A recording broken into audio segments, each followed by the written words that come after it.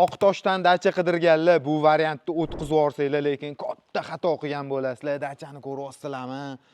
Va lekin yorib yuborishibdi sharoitlarni 12 sotuvli yer maydoniga ega.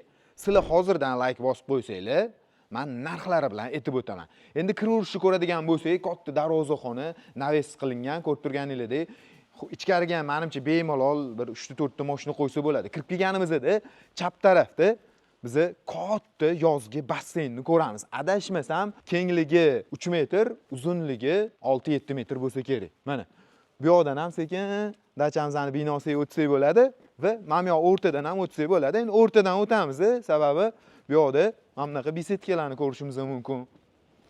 Qaranglar. Lekin archalarni bor, qimmatlaridan ekib qo'yishibdi. Mana archalarni ham ko'rsatgan.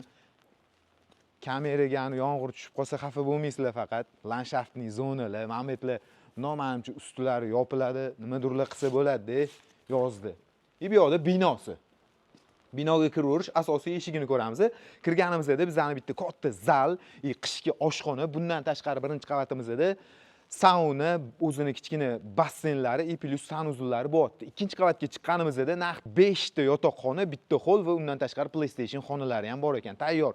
Hamma narsalar bilan shunda sotib yuboraman deyishdi joy egalari.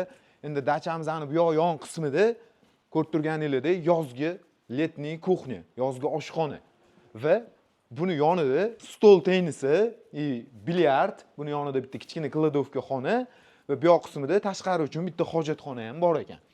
Mana shu nima ko'rayotgan bo'lsanglar, hammasi sizlarga qoladi. Dachamizning orqa tarafida ham hovli, ko'ryapsizlarmi daraxtlarni? Lekin mehr berilganligi ko'rinib turibdi.